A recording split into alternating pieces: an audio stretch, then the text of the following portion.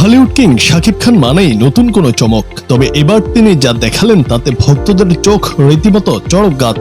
আসন্ন রকস্টার সিনেমায় শাকিবের নতুন লুক প্রকাশ পেতেই সামাজিক যোগাযোগ মাধ্যমে বইছে আলোচনা ও ট্রলের তুফান। সিনেমার খাতিরে তিনি মাথায় যে হেয়ার স্টাইলটি করেছেন, নেটিজেনরা ভালোবেসে সেটির নাম দিয়েছেন মোরগ কাটিং। মাথার দুপাশ ছেটে মাঝখানের চুলগুলো যেভাবে ঝুটি করে রাখা হয়েছে তা দেখে অনেকেরই মনে পড়ছে সকালবেলা ডাক দেওয়া তেজস্বী মোরগের কথা।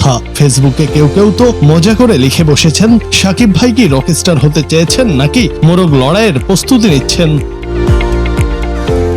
শুটিং এর ফাঁক গলে বেরিয়ে আসা কিছু ছবি ও ভিডিওতে দেখা যাচ্ছে শাকিব খান বেশ সিরিয়াস মুডেই গায়কের ভূমিকায় অভিনয় করছেন, কিন্তু দর্শকদের সিরিয়াস হওয়ার উপায় নেই, কারণ তার মাথার ওই স্টাইল দেখে হাসির রোল উঠেছে সোশ্যাল মিডিয়ায়। ট্রলারদের দাবি শাকিবের এই লুকে টর্নেডো বা ঘূর্ণিঝড়েরও প্রভাব খুঁজে পাচ্ছেন।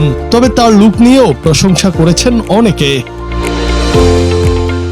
সিনেমাটিতে শাকিবের বিপরীতে আছেন সাবিলা নূর, তবে সাধারণ মানুষের নজর কেবল শাকিবের ওই চুলে। অনেকেই ঠাট্টা করে বলছেন সাবিলা নূর হয়তো সারাক্ষণ আতঙ্কে থাকেন, কখন না জানি শাকিব ভাই মাথা দিয়ে ঠোকর দিয়ে বসেন। মালয়েশিয়া আর ঢাকার বিভিন্ন লোকেশনে শুটিং হওয়া এই সিনেমাটি নিয়ে পরিচালক যতই সিরিয়াস হন না কেন, শাকিবের এই রকস্টার লুক আপাতত দর্শকদের কাছে হাস্যরসে পরিণত হয়েছে।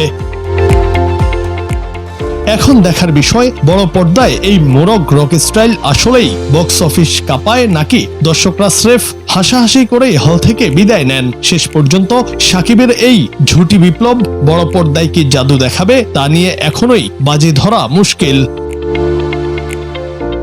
জুনায়েদ আহমেদ, বাংলা টিভি।